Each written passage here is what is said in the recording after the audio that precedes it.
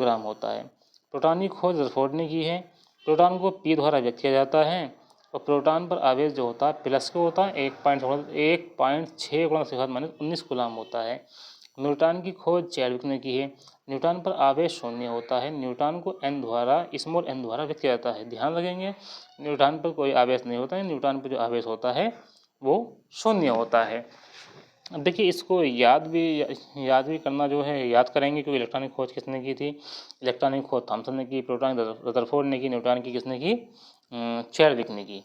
अब ये देखिए इसमें ऑब्जेक्टिव क्वेश्चन देखेंगे तो याद हो जाएगा, इलेक्ट्रॉन की थॉमसन ने, प्रोटॉन की रदरफोर्ड ने, न्यूटन की चैडविक ने। अब इसमें जो ऑब्जेक्टिव क्वेश्चन है बहुविकल्प में उसको देखेंगे और आज हम इस चैप्टर को जो है कंप्लीट कर देंगे।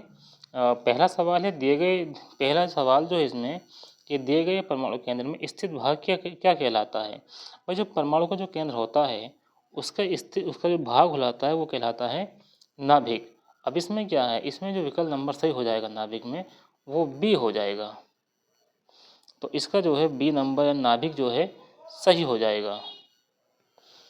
अब देखिए आगे इसमें 2 नंबर हैं।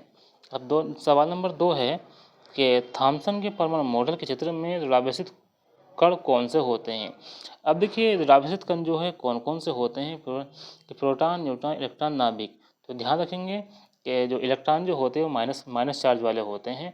तो इसमें जो आंसर हो जाएगा वो विकल्प नंबर इसमें सी हो जाएगा, यानी इसका इलेक्ट्रॉन जो है सही हो जाएगा।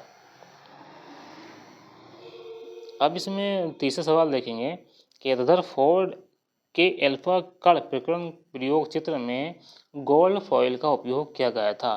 तांबा, चांदी, स्वर्ण, लोहा। तो भाई गोल्ड की बात चल रही तो स्वर्ण को ही तो गोल्ड बोलते हैं। तो इसका विकल्प नंबर जो है सी हो जाएगा, गोल्ड मतलब सोना। अब इसमें आगे देखते हैं सवाल नंबर 4। बोर के परमाणु मॉडल में चित्र में वृत्ताकार पथ क्या दर्शाते हैं। मतलब जो वृत्ताकार जो पथ होते हैं वो क्या दर्शाते हैं, नाभिक, ऊर्जा स्तर, प्रोटॉन, न्यूट्रॉन।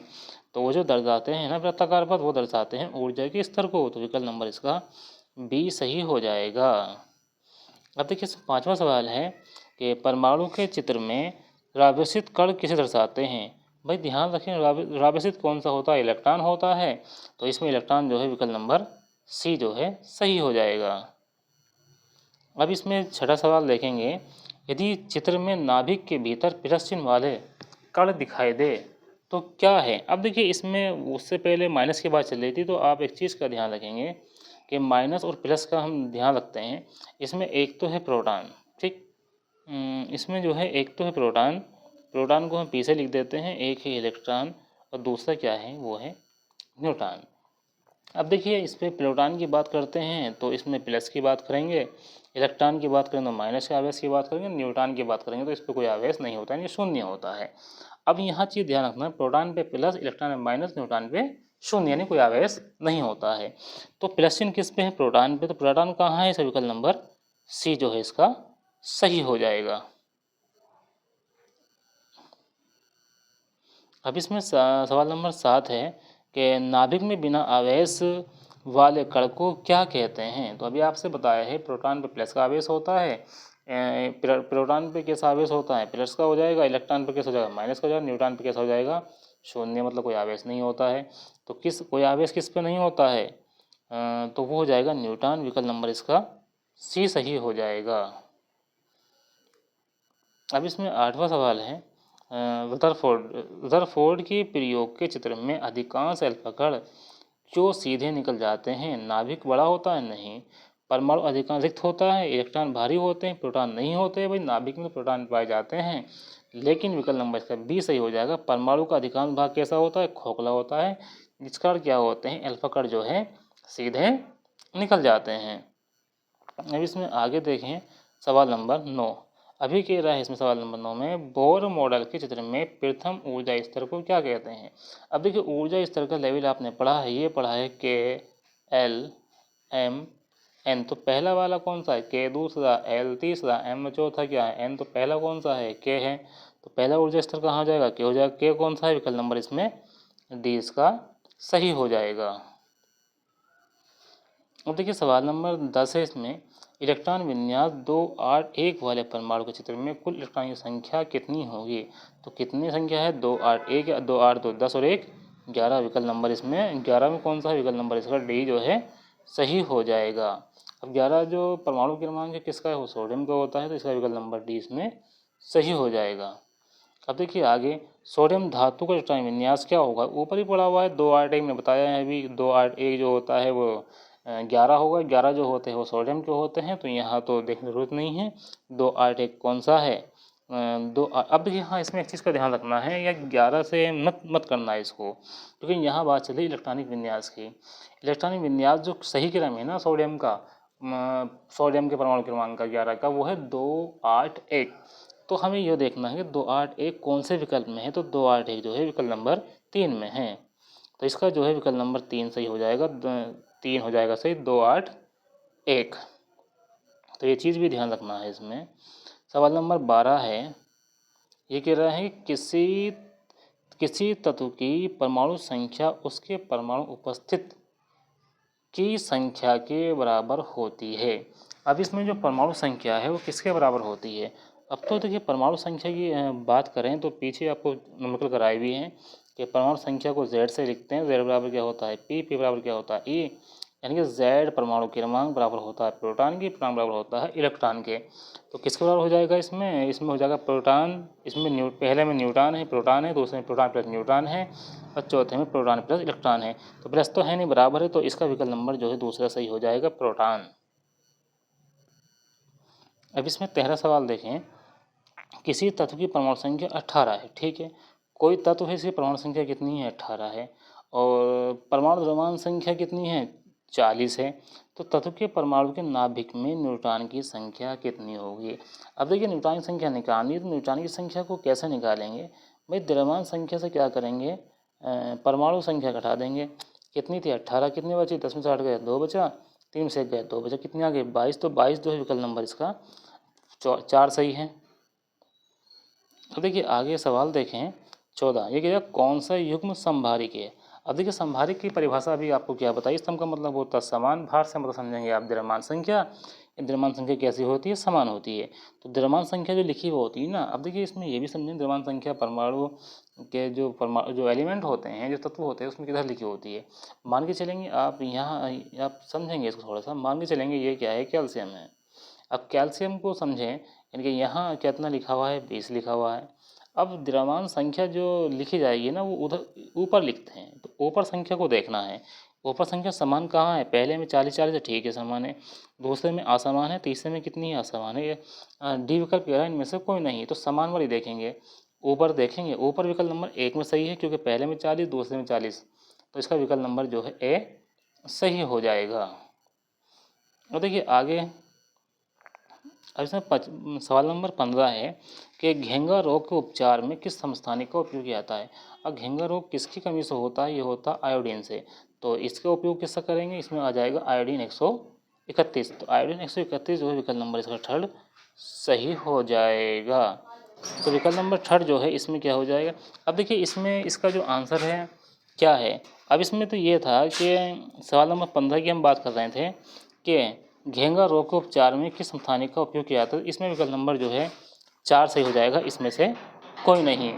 तो 15 का 4 लगाना है, इनमें से कोई नहीं। अब इसमें आगे देखिए, अब आते हैं अति लघु प्रश्न। अति लघु प्रश्न में पहला सवाल है कैथोड किरणें क्या है? तो विसर्जन नलिका में निम्न दाब और उच्च वोल्टा पर कैथोड से उत्पन्न होने वाली किरणों को कैथोड किरणें कहते हैं। जब दाब जो है कम होता है नली में, विसर्जन नली में, और वोल्ट जो होता है ऊंचे होते हैं, तो कैथोड पर क्या होता है, जो किरणें उत्पन्न होती उसको बोलते हैं कैथोड किरणें। ये किरणें राव्यसित कण इलेक्ट्रॉन से मिलकर बनी होती है। तो ध्यान रखेंगे कैथोड जो किरणें होती है वो आवेशित होती है। इलेक्ट्रॉन राव्यसित क्या होता है? इलेक्ट्रॉन होता है, ठीक है। और इलेक्ट्रॉन के लिए आवेश द्रव्यमान EM की गणना किसने की थी? तो इससे जो गणना की थी वो की थी जे थॉमसन ने। और इलेक्ट्रॉन के 2 गुण लिखिए। पहला तो आप यही लिख देंगे कि इस पर जो आवेश होता है -1.19 कूलाम का होता है, और दूसरा है इलेक्ट्रॉन का द्रव्यमान 9.1 × 10⁻31 किलोग्राम होता है, ठीक है। नंबर 4 है कैनाल किरणों के 2 गुण लिखिए। पहला गुण क्या है कैनाल किरणों का? पहला जो गुण है वो ये है, ये किरणें धनावेशित कणों से मिलकर के बनी होती है। दूसरा जो किरणें हैं, ये किरणें फोटोग्राफिक प्लेट को काला कर देती है। अब इसमें देखिए आगे सवाल है, सवाल नंबर जो है 5। सवाल नंबर 5 क्या है कि प्रोटॉन का निरपेक्ष द्रव्यमान तथा आवेश बताइए। तो इसमें आंसर हो जाएगा प्रोटॉन का निरपेक्ष द्रव्यमान 9.1 × 10⁻27 किलोग्राम तथा धनावेश 1.6 × 10⁻19 कूलाम होता है। तो ध्यान रखना है, इलेक्ट्रॉन की बात करते तो यहाँ माइनस में आ जाता, यानी ऋणावेश हो जाता कूलाम का। ठीक है, अब इसमें क्या है, धनावेश है, क्योंकि प्रोटॉन की बात चल रही है। अब सवाल नंबर 6 है, किसी परमाणु के प्रथम ऊर्जा स्तर में अधिकतम इलेक्ट्रॉन कितने हो सकते हैं। अब देखिए इसमें ऊर्जा स्तर को जो है थोड़ा सा समझ लेते हैं ताकि आपका रिवीजन हो जाएगा।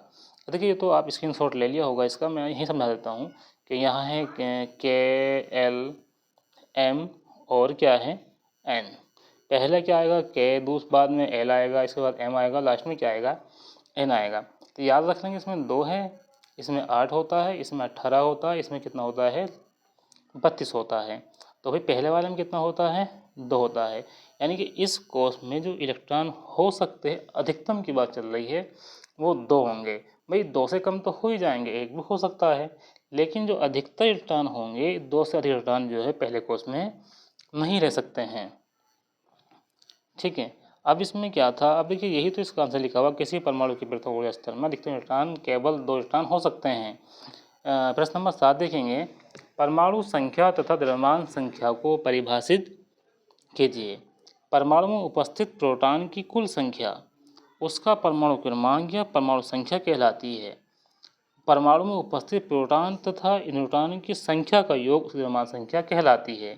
मतलब कितने प्रोटॉन की संख्या है तो उसे कहेंगे परमाणु संख्या।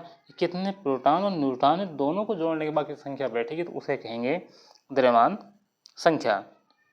अब देखिए सवाल नंबर 8 है, इसमें ये संयोजकता की परिभाषा दीजिए। उत्तर हो जाएगा, किसी तत्व के परमाणु द्वारा स्थायी विन्यास क्या होता है, अष्टक होता है, प्राप्त करने हेतु स्थानांतरित अथवा साझा की गई इलेक्ट्रॉनों की संख्या तत्व की संयोजकता कहलाती है।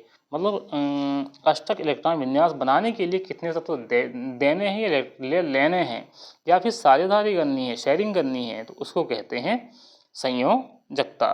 अब इसमें सवाल नंबर 9 है। सवाल नंबर 9 क्या कह रहा है कि कैल्शियम और आर्गन के परमाणु क्रमांक 20 और 18 है। ठीक है, परंतु दोनों के तत्व की द्रव्यमान संख्या 40 है। भाई जब द्रव्यमान संख्या 40 होगी तो क्योंकि द्रव्यमान संख्या है तो संभारिक होना चाहिए। इस प्रकार के तत्व के युग्म का क्या नाम दिया जाएगा। तो ऐसे तत्व जिनकी द्रव्यमान संख्या समान लेकिन परमाणु क्रमांक भिन्न भिन्न होते हैं संभारिक कहलाते हैं। तो द्रव्यमान संख्या कैसी है, समान है, इसलिए क्या है संभारिक है। अतः कैल्शियम और आर्गन संभारिक है। ठीक है, अब देखिए सवाल नंबर जो है 10 है कि निम्नलिखित के मध्य एक समानता तथा एक असमानता लिखिए। हमें जो है इनमें एक समानता बतानी है और क्या बतानी है, असमानता बतानी है। ठीक है, अब इसमें देखिए समानता और असमानता हम देखेंगे इलेक्ट्रॉन में और प्रोटॉन में। मतलब समानता क्या है और असमानता क्या है। समानता तो ये है कि इलेक्ट्रॉन तथा प्रोटॉन पर आवेश का परिमाण समान होता है। ये दोनों में जो परिमाण होता है ना आवेश का, वो कितना समान होता है। असमानता क्या है, असमानता ये है इलेक्ट्रॉन तथा प्रोटॉनों के द्रव्यमान अलग अलग होते हैं, यानी भिन्न भिन्न होते हैं। और यही क्या होता है, चैप्टर जो है कंप्लीट हो जाता है। वीडियो को लाइक करें, शेयर करें अपने दोस्तों में, और चैनल को जो है सब्सक्राइब करना ना भूलें। इस तरह से ही आपको जो है एक इसमें वीडियो मिलती रहेगी। और NCERT क्लासेस भी जो है रोज़ाना चल रही है। तो आप जो है चैनल को सब्सक्राइब करना ना भूलें और अपने दोस्तों में शेयर करें। मिलते हैं आपसे नेक्स्ट वीडियो में। Thanks for watching this video.